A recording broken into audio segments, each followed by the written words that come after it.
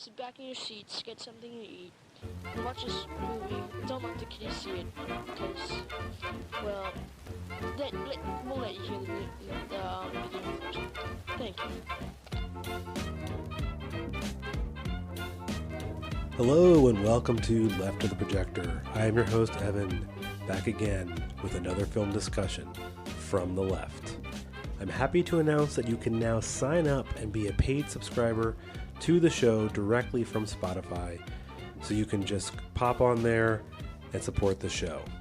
Also, if you would be so kind as to smash that ratings button on Spotify, Apple Podcast, or wherever you're listening to this show right now. As always, you can follow the show on TikTok and Instagram at Left of the Projector Pod. Enjoy the show.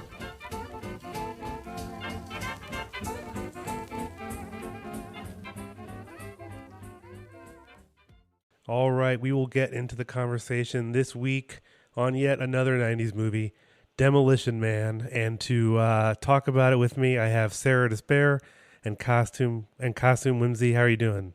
Thanks for joining. Having a good night so far. Good night so far. Yes. Well, I'm glad you both are here to talk about this movie. I was saying we were discussing this movie offline, and this movie came out in the early 90s, during like Stallone's sort of comeback. He kind of had a bunch of duds in the late 80s. This was kind of his comeback. And so, I think this movie kind of personifies like the action movie you would get at this time. So I don't know. I mean, you both, I think, said you saw it when you were pretty young. So, oh yeah, this one was in syndication a lot on cable television. So I saw it a lot, just sort of in passing. I think over-the-air television too. Now that I think about it, we ran the VHS out on this twice. just to let you guys know. Yeah, I was 10 when the movie came out, so. Yeah, I watched this movie. It got no competition whatsoever. We watched this movie anytime the TV was on when it first came out to VHS. So wow, yeah, that's awesome. I literally did not have to do very much. I fast forwarded through most of like the fighting scenes because I remember them almost blow for blow because I have a lot of siblings. So yeah. You be Wesley Snipes. Yeah. It's funny. I saw that I was 11 when this came out, so pretty young as well. And a friend of mine had a movie theater birthday party, and it was like a very inappropriate movie to take a 10-year-old to or 11-year-old. And my mom didn't want me to go, but I convinced her that it was okay. And probably, as at a 10-year-old, like I feel like this is like the friends of ours that would take you to like the movie that your parents wouldn't let you go to. So the cool parent. You know yes. For if my mom listens, I apologize. I apologize for nothing. What's she gonna do? Ground you? Oh, okay. What? It was actually my parents that started us watching this movie, so they're cool. They were cool with it. They didn't censor a lot of what we watched when I was younger, though. So. Oh no. My parents were the right combination of neglectful and wanting to keep me entertained. So they just sort of threw anything at me. And I've seen some stuff I shouldn't have seen as a result. Yeah. I mean, we can start from sort of the beginning of this movie. And I think it's sort of funny looking back. And I think they zoom ahead to 1996 for some reason. I don't know why they chose that year instead of the year it just came out. As this like crime-ridden LA hellhole. Things are just, on fire everywhere, and so the cops are there to not really solve any crime. They're just there to like, I don't know, give off the impression they're doing something with their money. Yeah. Yeah. They're not really doing a thing. Like no, not at all. They're not really doing a thing. It's so weird. It's like it's kind of like the way like conservatives tend to imagine America as being kind of constantly on fire and morally bankrupt. Yeah, but at the same time, there's like that paramilitary imagery when you like the first thing, like it's flying in on a helicopter, and he's wearing the beret, and he's got the full Black Ops gear on, and it's like, go cops go, like immediately starting out with the movie is just like everything's on fire, but still go cops go. It was very weird. It was a weird juxtaposition of just like, you're not very effective, so why are you so cool? Like, why are you trying to give me this impression? He's so effective, except he destroys everything in between him and the objective. Yeah. It kind of reminds me of like Beverly Hills Cop, where like everything always like blows up too. And ironically, later Sandra Bullock's character has like a Lethal Weapon poster in her office, which I don't know. Yep, I saw that too. I was like, ah. Yeah, her like little like shrine to the late 90s is actually pretty awesome. I wish I had all that stuff. Mm-hmm. Yeah, but so the initial kind of the laying up the plot is you have Sylvester Stallone's character is the paramilitary cop character, and he's going after like the quote unquote villain of the time, Wesley Snipes' character Simon, and he mistakenly blows up a bunch of people, which they kind of gloss past. I mean, they explain it, but there's like, oh, just another cop causing unforeseen damage. Mm-hmm. Well, if I remember the movie correctly, those hostages being killed were the reason they froze him in the first place. Yes. Yeah. But later in the movie, that does get addressed, if I remember correctly. Yeah, it does. During the car fight scene. Yes. the best time to resolve some moral quandaries is right before you're about to throw somebody out of a car. Yeah. Oh, by the way, I'm the reason you've lost most of your life. Goodbye. Well, what's so I think I commented before, what's so funny is the cop, Sylvester Stallone's character actually going to their version of prison is like it being a cop, it's like so rare that they actually get punished. So it's almost refreshing, literally, because he gets frozen. They had to do it in like the most cartoonish sci-fi facility that I've ever seen. Yes. Like I said, it had to be optics. It had to be. That was the only reason why they did it. It was like the same reason why they arrest the random cop. If it gets too much media attention, then obviously they have to go to jail. So there was too many bodies, too many unexplained deaths, right to jail, Yeah. So, and I think that's the only reason why, like, if it had been just the building and maybe a few people even, they probably wouldn't have put him in cryostasis. But thank goodness they did, so he could save the day 30 years later. And what if the situation had never come about? You just been an ice cube that knows how to knit. And yeah, they mentioned like the thing that I noted that I've heard before is they say like they're going to use synaptic suggestion while they're as their rehabilitation. So like they've now mastered the ability to actually rehabilitate someone, kind of just admitting that like the other part's not real. So here's the creepy thing that I picked up on because you had mentioned that, and I was like, oh my God, because he mentions at the dinner that he has like recurring nightmares and stuff, and since they control their brainwaves and shit, that means that somebody programmed in his prison sentence that he had to relive explosions and death constantly. Sylvester Stallone's character. Right, because they're conscious is what they learn, as opposed to being completely unconscious, which is disgusting. Yeah, dude. That's kind of horrifying to think about. I mean, it implies they're kind of experimenting on those prisoners. Mm-hmm. If they're doing stuff like that they just don't mention, really. Also, on the realm of, come on, are you kidding me? So the beginning of the movie is 1996, and yet they have these like fancy cryogenic. Presumably, they're like just starting to use it. So like the cops' budget not only has all the cop stuff, but then they also have this cryogenic freezing thing. But the rest of LA is trashed. Yeah. Like, they can't even keep their streets clean of cars from burning, but they sure do have the top-notch facility to freeze people. No, of course. Yeah. This movie in general reminds me so much of the aesthetics of the movie RoboCop, which I did in an early episode, because you have the cops have in that movie it's a little different because the cop like literally are owned by a company, so it's really that merging. But it feels very similar in this too, because the cops, once they snap forward, I know kind of skipping around a little bit, but once they snap forward to the future in this movie in Demolition Man, the cops have this crazy facility, but there's no crime. What do they need this whole facility for?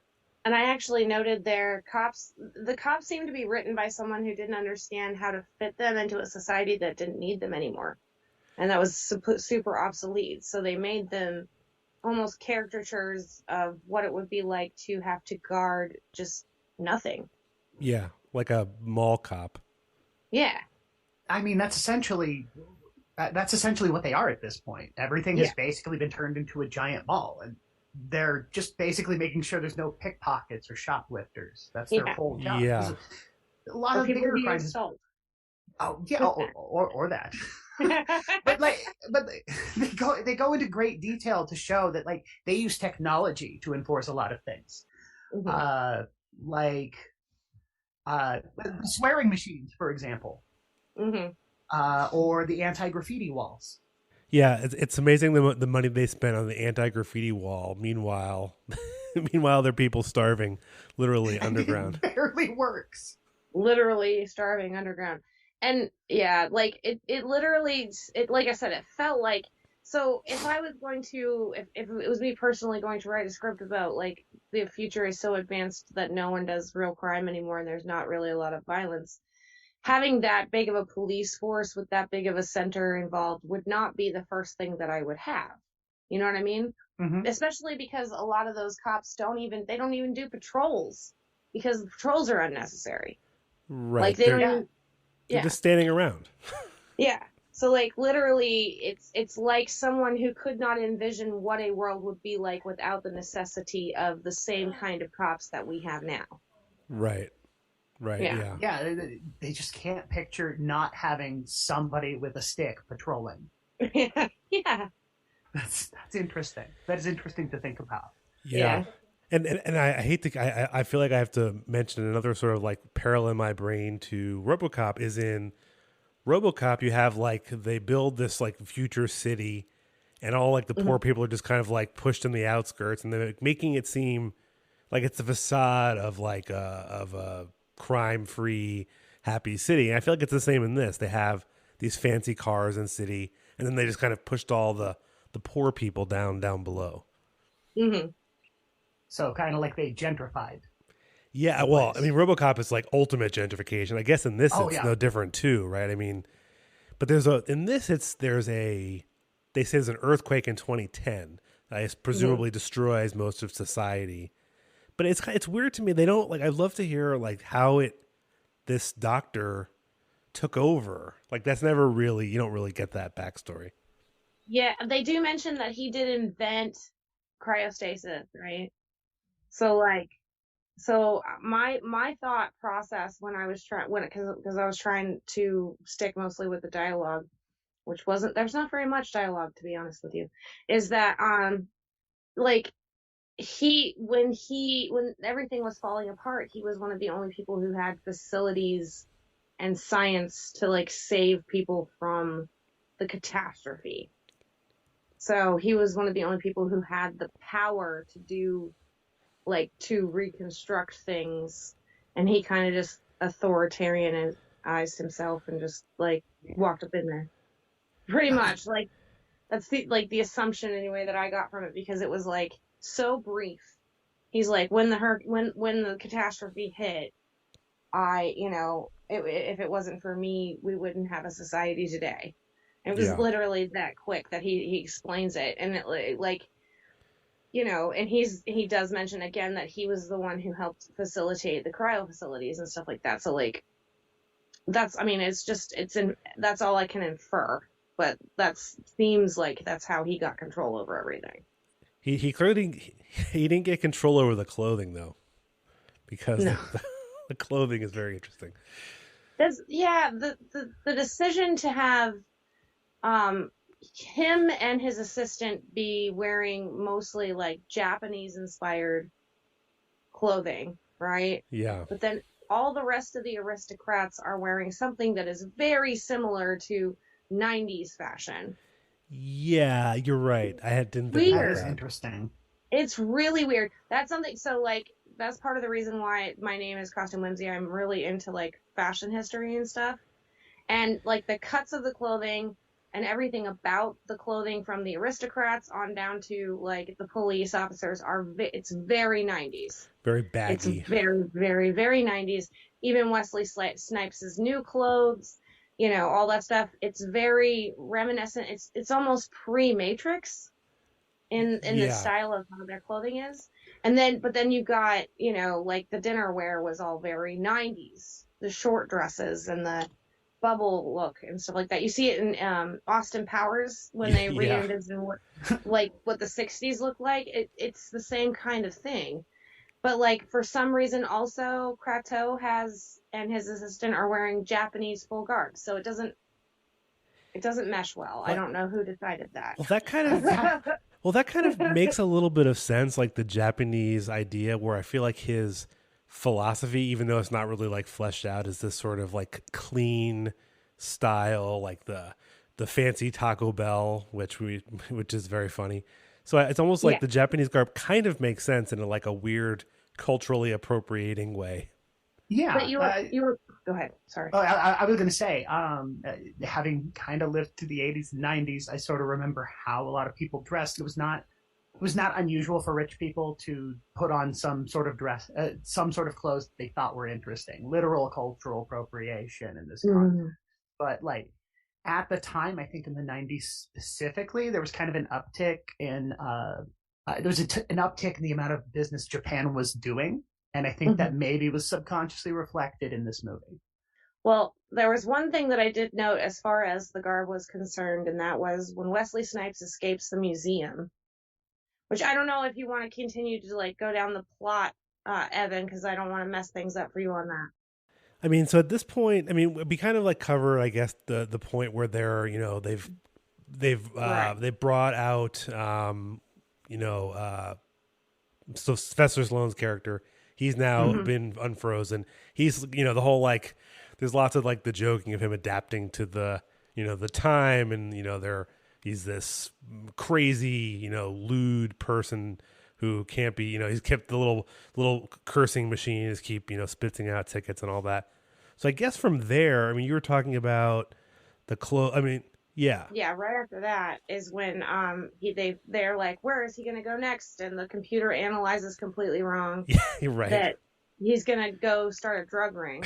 Which is also super That's a little racist, I think. Yeah, that's exactly what I was going to say. It's extremely racist. And then after that, he's like, and then Sylvester Stallone's like, no, he's going to go look for a gun. And the police chief's like, the only place you can get a gun is a museum, right? Okay. So we got there. Okay, so like Wesley Snipes, of course, busts out of the museum after epic fight number 2. And he runs across, like gets out of there and runs across Kratos and his I hope I'm saying that guy's name right, and his assistant on the lawn, right? Yeah, yes, yep. Kratos is wearing an entirely white, which is really interesting if he's adhering to Japanese culture, because white means death. It's why they use it in the end scene of Kill Bill Volume 1. It's why they use it. Yeah, it's a visual cue of death. So basically, cleverly, and I don't know, because this movie feels so much like 3 people were directing it. Because this scene was just such a good foreshadowing of what's going to happen to that guy, right? Yeah. Right then. Yeah, because that's he true. pulls the gun, you get the scene, you've got the cowering assistant, you've got him all in white and hitting the gun right at him, right? So you've got this amazing just snapshot picture of, you know, what's going to happen at the end of this movie. Like, you know. Oh, You're yeah. getting some of it. But like, again, it's just so janky the way that they put it together sometimes, that it was just like, was that meant to be, or did they accidentally do that, right? Like, was it something that they intentionally put him all in white with his first interaction with Wesley Snipes specifically to represent that, or was it just like an aesthetic choice that some random costume designer decided to make, and they didn't realize the kind of, like, you know, connotation to it? Like, that was one of the interesting wardrobe choices that I definitely noticed. Go ahead. Oh, Sorry. so I want to add something that maybe makes all of this kind of make sense. So Mm-hmm. the director of the movie Mm-hmm. was Marco Brambilla, an Italian director. This is one of only 2 movies he ever directed, and his history is actually as a Canadian-born. I'm just like going from Wikipedia. He basically was like known for his works from MoMA and other museums as a contemporary artist and film director. So, and he also is known for recontextualizations of popular and found imagery. So it makes perfect sense. Oh, So so you're definitely. I mean, it had to be on purpose, given it the had kind to of be. person. That's awesome. Then I'm glad I picked up on that. And the only other movie he directed was Excess Baggage, which is kind of funny to me. I've never seen that movie. Neither have I. I'll Yeah, have to see it. it was right after Clueless. It was like riding on Alicia Silverstone sort of. Oh, with Fame. Alicia Silverstone's in it? And Benicio del Toro. Oh my god, I have to watch that. Ooh. Now I'm interested. I think Yeah, sure. I think also Christopher Walken might be in it too. It's like a crime comedy where she gets like kidnapped or kind of thing. Like well, anyway, that's a whole other thing. But the fact that this was directed by someone who clearly has art in mind tells me that all of the choices, it also makes more sense, like thinking of like a runway kind of show, like all the different garb kind of fits. Yeah, the minimalist food, the signage, all of that stuff. That makes a lot more sense. And the severe architecture of everything, including the chairs. That's actually fascist architecture is God, what am I trying to say? A key feature of fascist architecture is that making everything uncomfortable. Interesting. Oh my god. So basically, go ahead. That's cool. Sorry. No, I was just marveling at that. Yeah, I watched a couple YouTube videos on the subject, and like specifically in places where fascism really took hold, they were designing chairs that would not let you be comfortable. And the whole design was that they would be sagging down, so you constantly had to be balancing. Oh wow! And then when you stood up, it would like spring you up out of the chair as if to simulate, like, all right, I'm up and ready to go. That actually reminds me of earlier when they're talking about the chips that are implanted, and Stallone's character is saying how it's like fascist, which is kind of ironic coming from a cop, but he's like calling like the whole like thing where they're tracking people fascist. But you look at the whole society, and is that kind of what they're doing? Would you then say that like their whole kind of structure of society is this fascistic trope? I mean, definitely authoritarian, very much fascist. I was going to say, even going back to the architecture, think of the 3 seashells. A utility designed to make people feel uncomfortable. But yeah, even in the way they perceive, there's like only the one fast food restaurant, right? Yeah. It's explicitly Taco Bell, and therefore Taco Bell becomes a place where influential people hang out. Yeah, yeah. My thought processes on it was that this was written by someone who thought that fascism would come on the coattails of communism, by the way that they write the society in general. Maybe because of the docility of the people, really is like what the most, like that's what incurs the most imagery for me. Just because of the fact that when the right speaks on the left, they speak of them as being simultaneously stupid and aggressive and docile, and docile and aggressive, stupid and smart. Like there's this dichotomy, and the juxtaposition of it is uncomfortable enough for you to be like, that doesn't make any sense. Well, this is kind of felt like that in movie form to me, like the argument of that, because it was very much a fascist regime, but everyone was happy. Right. And kind of like didn't understand really what was happening. Yeah. They were just happy to be naive and docile. And yeah, so like that's where like I started watching this and I was like, man, this is definitely what someone who is right wing thinks is how fascism will introduce itself. Well, and there's also another character that I find that kind of fits into that is the Sandra Bullock's Huxley's. I don't know, the other officer who's basically used the black officer. Or no, he wasn't black, a Latino, Garcia. Yes. He's like constantly. Alfredo.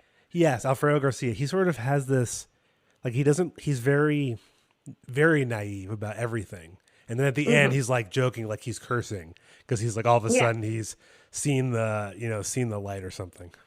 Seeing the light of misbehaving and violating social norms. I'm really.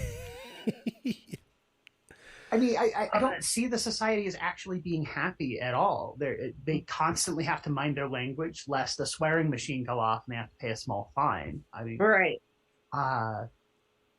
Like pretty much everything is engineered towards thinking about how you appear in Demolition Man. It's very, like, even to the point of, well, we can't touch each other. That would look too dirty. That would be weird.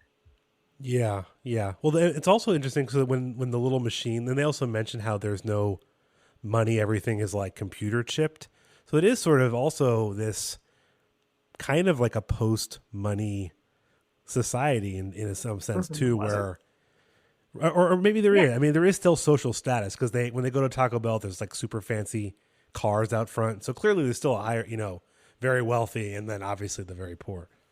Yeah, it's clear that there is some consumption culture in this world. Mm-hmm. Yeah. Are you boggled? Well, yeah. There's all kinds of brand consciousness and stuff, especially centering around Taco Bell being the one thing. It's clear that consumer culture is still alive and well in the Demolition Man. Well, they also. Oh, go ahead. Sorry. No, you go ahead. I was going to say the only entertainment that they have is like commercials. Yes. Yes. Exactly. That's literally like all they can speak of is commercial society from the 90s. Yeah, they're so bereft of culture. You kind of see this in Star Trek too. They're so bereft of culture that the only thing they can go to entertainment is to look to the past. It sort of echoes like how Captain Picard and the rest of TNG would go into space and then recreate in the holodeck pasts from Earth. Yeah. I never thought of it that way because it is very much. I always sort of like in my head, like, okay, well, this was made in the late 80s, early 90s. That's what they're leaning towards. But yes, you're right. I mean, they don't have. That's their entertainment. They don't really talk about having TV. There is no TV really, right? Well, they don't unless they're like researching or like watching some historical something. Yeah. What was I going to say about the other part? I forget what it was. Oh, well, so so you're talking about the commercial, like the consumerism. So Sandra Bullock, her character's office and home are both filled with like this nostalgia.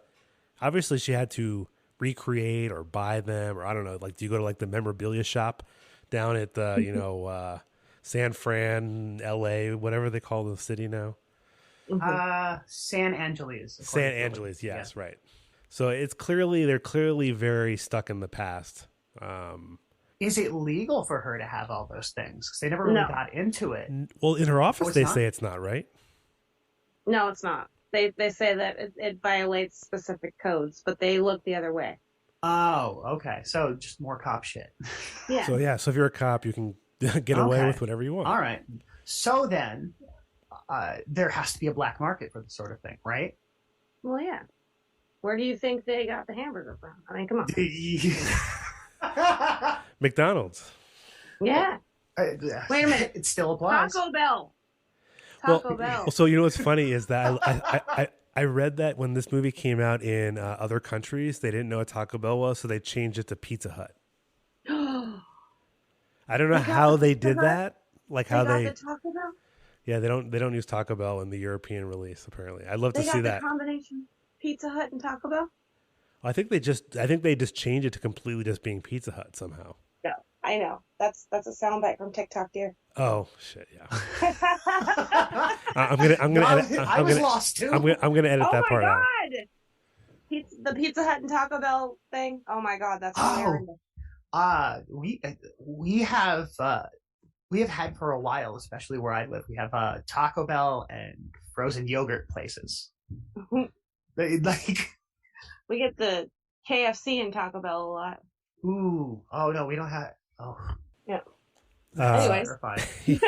So the so I guess you were at the point where, I mean, you were talking about the scene after he's stolen the guns and he's in the museum, and I think this is the point of the movie. It's about middle way, I guess, where now we start to see or understand, or like we know that this leader, I'm not going to try to pronounce his name, the doctor, he's clearly brought back Simon Phoenix for his plan to kill this Edgar Friendly, the Dennis Leary character, who's later referred to as, like, you know, he's going to start a revolution and it would destroy his perfect society. So really, like, the entire movie is predicated on the fact that they need to quell a revolution. Yeah, absolutely. No, you're right. I hadn't quite pieced that bit together. I mean, it's kind of like it's there, but like they don't. It's sort of like they want, because obviously the whole thing is Simon Phoenix versus John Spartan, like, fighting throughout the movie.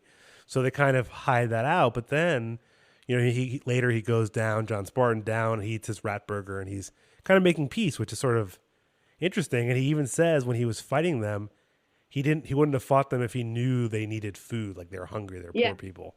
So it's like the sort of little moment where he has a conscience. I mean, John Spartan is kind of, according to this movie, a really shitty cop. Very shitty. He's incredibly shitty, not just like incompetent in the real world shitty, but like even to the purpose of a cop. He will destroy property to save lives. Yeah. Yep. Maybe he's not a cop at all. Maybe he's just there. Maybe if he'd had a different turn in life, I mean, he'd have been with Edgar Friendly now, or in that sort of vein, I'm thinking. Or would have been Edgar Friendly. Oh, yeah, or would have been Edgar Friendly. Well, okay, you'd be awful old as Edgar Friendly. There is 35 years in between. Right. When he was a terrible cop in the past, and when he was a terrible cop now.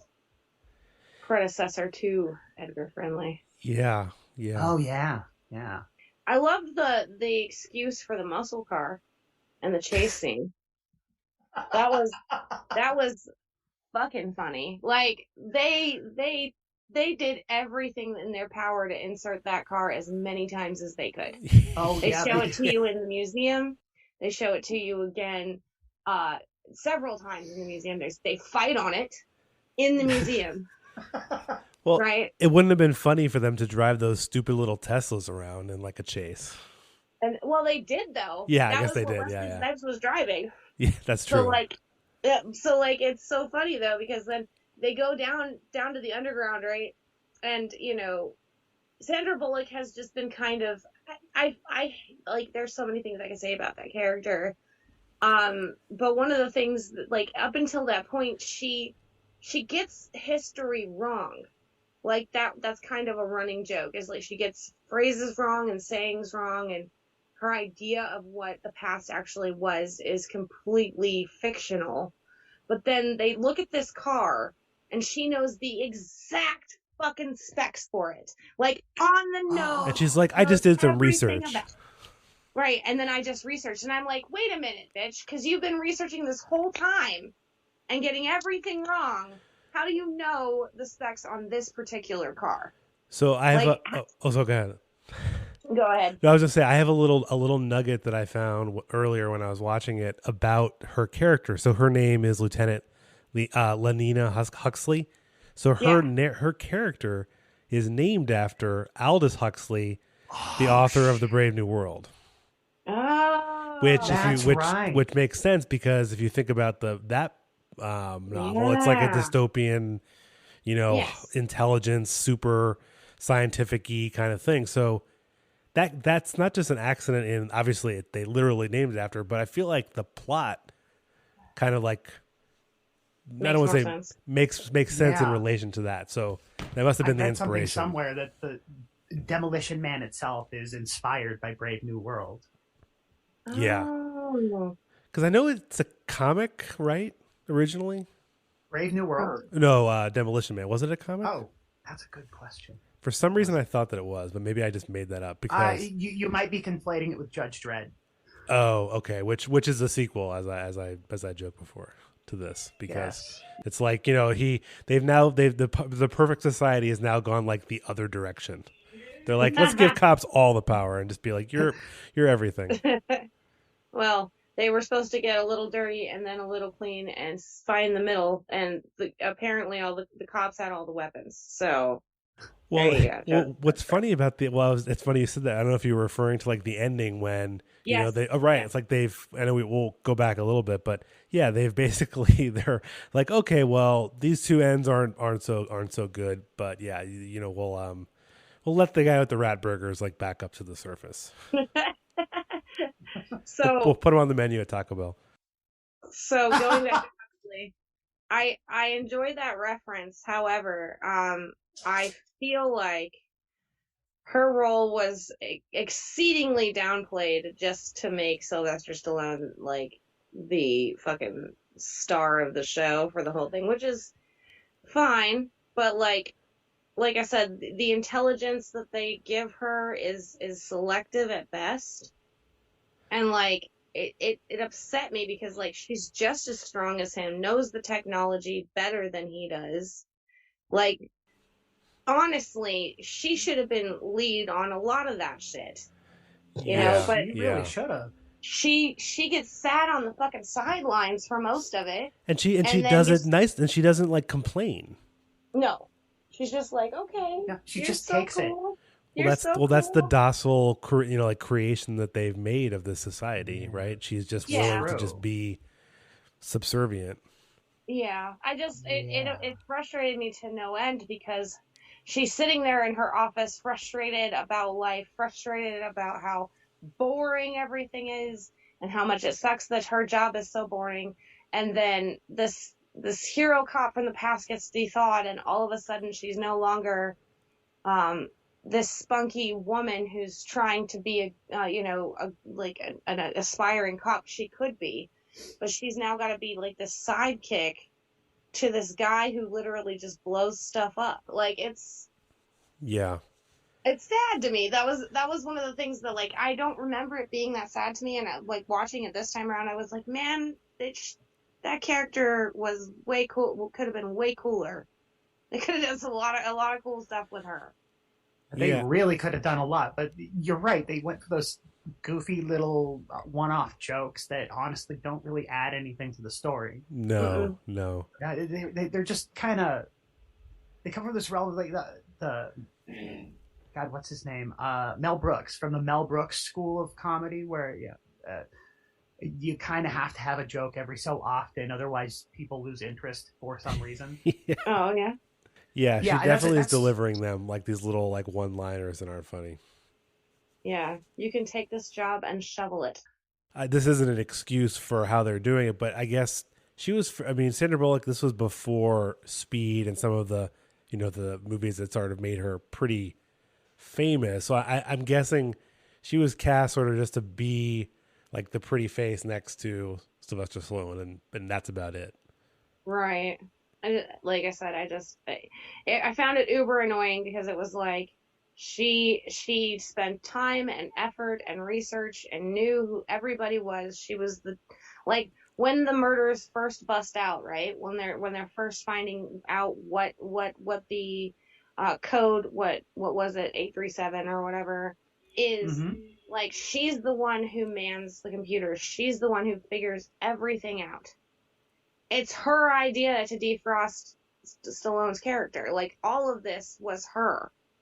And then once he is defrosted, she is no longer, the focus. Yeah, it was like her entire life was like leading up to this moment, and they just like take it away. Right. Yeah. Yeah, it just becomes about John Spartan and his traipsing through San Angeles, destroying everything.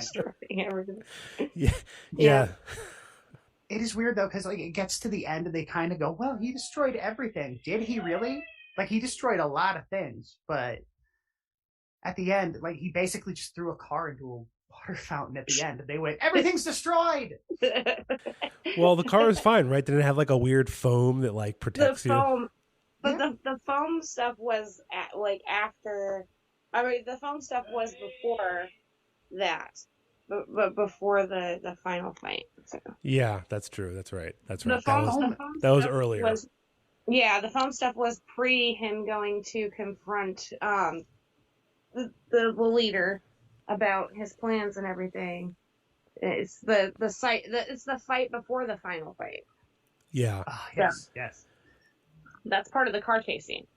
So apparently, I'm adding another note. So apparently, not only was it sort of loosely allusions to A Brave New World, apparently, I've never read this story, but it was also alluded to was The Sleeper Awakes, which is an H.G. Wells book, novel about a man who sleeps for 203 years and he wakes up in like a new London that's transformed. So it's a similar, like he has horror, like he apparently was dreaming the whole time. So it's another interesting thing because they add in the thing about how he has they're forcing them to relive nightmares.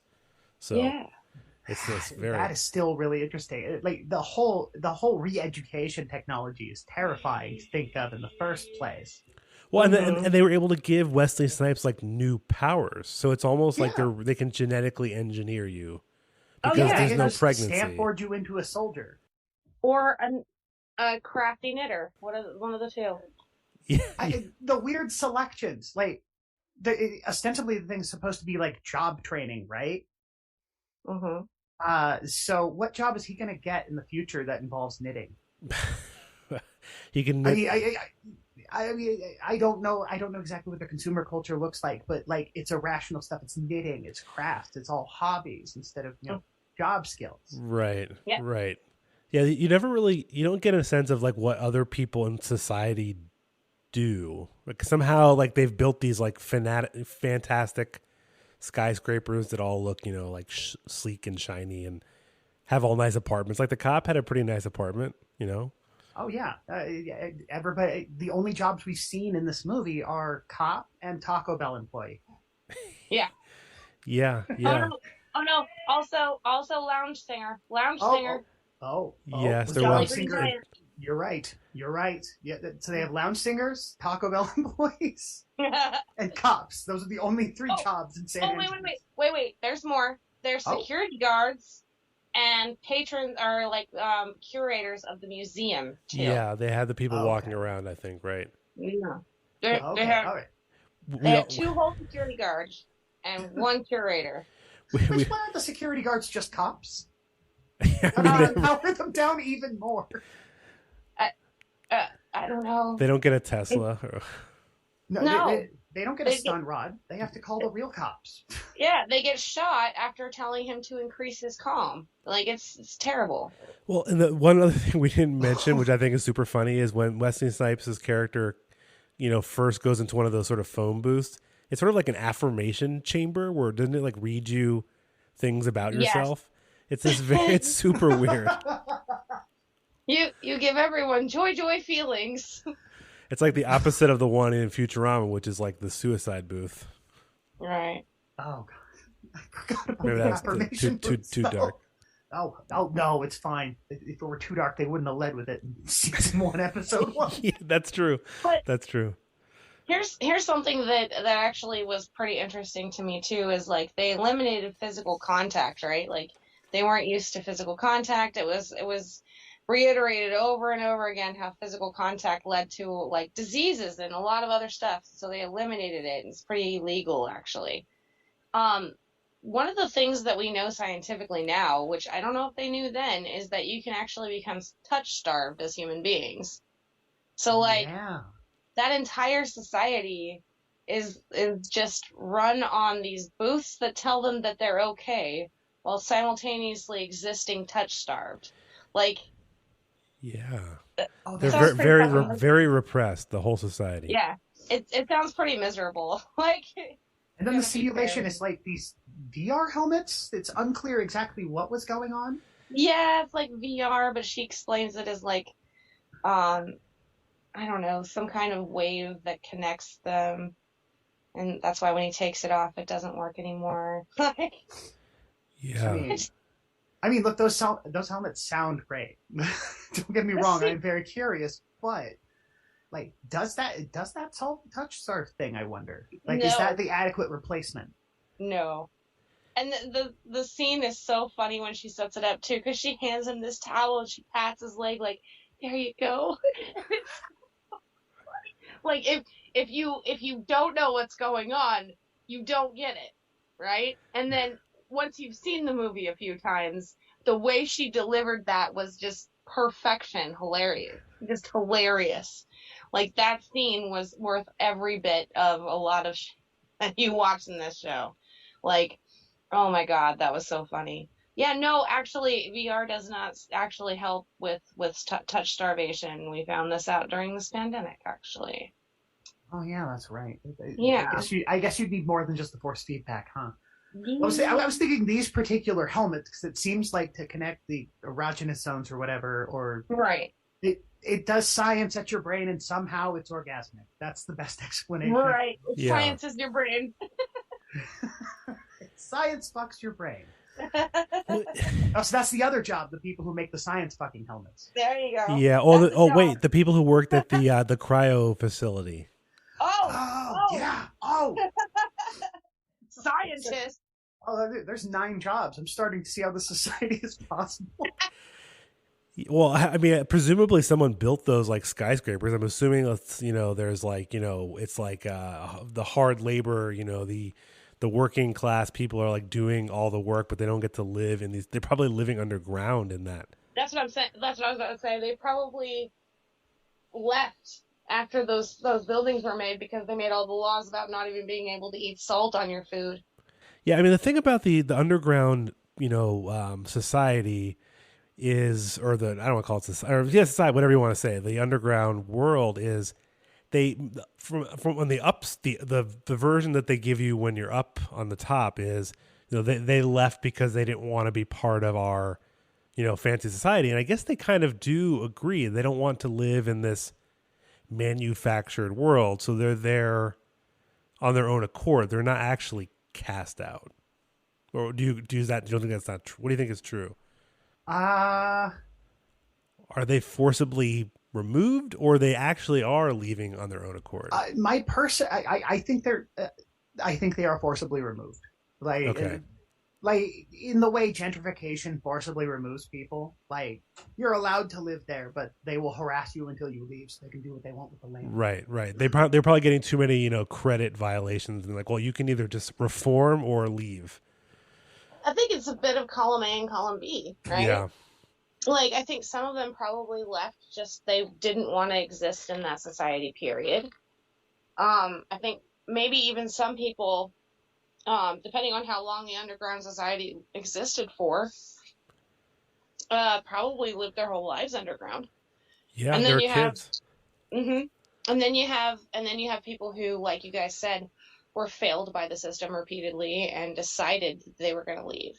Like, and then I think that there are a few that were forced, but honestly, because there is police, because the police exist, and because the cryo facility still exists, right? Mm-hmm.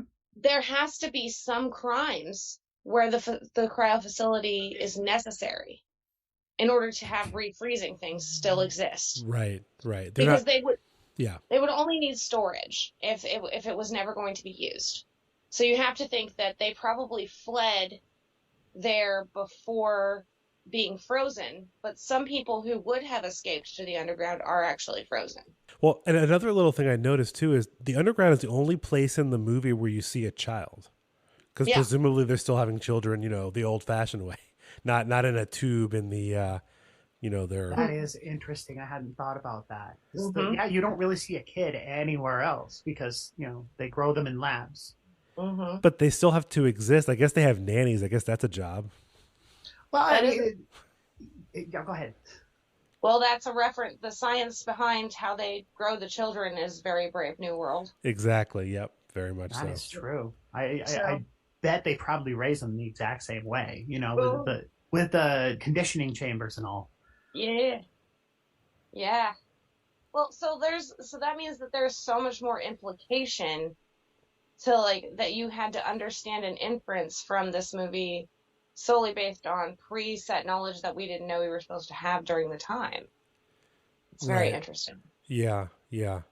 because I don't think a lot of people like even picked up on that, because again, it presents itself as that 90s action movie, and and like I said, it feels like several people directed it. Some of it doesn't make any sense. There's a lot of plot holes, but like there's not, if you know where to inference where the tech and where the idea for this society came from to begin with. Yeah, which is kind of a failure if you think about it from this is the director's first movie, and you need to. I mean, you don't have to. Obviously, you don't have to give like an entire backstory, but it does feel like kind of an amalgamation of a bunch of like little bits. Which I mean, that's how movies are. You know, you're pulling from other content, of course, but yeah, it feels a little disjointed. I wonder if that's because Sylvester Stallone had more creative. I'll almost guarantee it. A lot of those little gaps are Stallone fuckery. He's got a reputation. Yeah. Yeah, that's one of the things that I thought about while I was watching it this time around, is like, why does this not make sense? Like, is it because of this, or is it because of Stallone not liking it? Like, well, whatever that means, they probably cut out some of the things that explain these weird little mysteries and plot holes. And then, of course, it's the 90s where people were like, plot holes, whatever, who cares? Right. Just watch the movie, eat your popcorn, bro. Yeah, I mean, it's definitely not as. I mean, it's in my mind. Like I keep bringing back RoboCop just because I love that movie, but I feel like that movie makes sense in its sort of like the world that it created. It kind of has this. It makes sense. I feel like the because it is a future movie. You know, he's or I guess it's not really future. It's semi-future. Whereas this, yeah, is it? No. It's there's only 10 years before we're supposed to be in that future. Right. Okay, that's right. Okay, so and that's the other thing too about Demolition Man is that the time jump is like fairly small. They easily or could have made it larger, and it's one of those things like Back to the Future. They only go 30 years in the future, and now they have flying cars. And this, it's 36 or 7 years. Yeah, it's kind of weird. They could have gone further. Yeah, the tech skip or the tech time rate feels kind of like how Back to the Future, everything was super futuristic in a relatively short period of time. Mm-hmm. Yeah, I think that was, I don't know, that might have just been a thing that happens in 90s movies. I'm not sure. Yeah, I think so. Probably they just were like, okay, we need to look cool. Yeah, it also goes back to the way they used to foresee the future in. I'm trying to think of what they are. Those old future informational films or educational films, like Tomorrowland from Disneyland, for example. Yes. Yeah. They always have this incredibly optimistic opinion of what we're going to do, or how future tech is always going to go. That's an interesting thought. That is an interesting phenomenon I hadn't noticed. Yeah. So, one of the things that I took note about, because I was because I was remembering all the tech that they had, and I was like, I forgot what year it had been that they had fast forwarded to, but I knew it was not too far, but one of the things that I noticed is that, for it to have even like had foundation, the tech was way far advanced for even 1996. Like they presumed, and I think that might be, Evan, when you said, why do they go to 96? Why do they go to 96? Because they have to have a suspension of a little bit of disbelief that this kind of programming would have existed 3 years from then. Also, this was an era of time. I don't know if you guys are familiar with like some of the weird conspiracy theories about like famous people and them being alive still, but this was a big time for like they froze famous people. That's why they're still alive. They're going to come back from the dead. That's where that Futurama stuff comes from. Yeah. A lot of that stuff, frozen stuff. So like this was a big era for that, and I think that might be part of the reason why they pushed that narrative so hard. But it was very interesting, like that the tech itself, the foundational tech itself, had to exist in order for the future to even get to that point as early as 1996. Right. So No, I think that's a good theory because I do remember some of the whole, people weren't dead and they're yeah, frozen in the whole thing. yeah. It was a really weird. The '90s were weird, man. You could just do anything in a movie. You could, man. Yeah, you could have Sandra Bullock a couple years after this in that movie, The Net, which makes absolutely no sense whatsoever. Ugh, hackers. Yeah. Carrot Top can be a CEO. Sandra Bullock can be a hacker. Anything's possible. Yes. Oh my god. So, well, let's see. I have another. Let's see if we have any more. Do you have any more notes that you'd like to talk about? I feel like every conversation that like Sandra Bullock would have with Sylvester Stallone's would be very well. And those are the one time I feel like where she did get like a little bit of their dialogue because there isn't that much, like you said. Mm-hmm. But I don't know. I don't know if I have any other specific notes. No. So yeah, if you have some others. The last thing I wrote, I think. Well, there's two things that I wrote on here.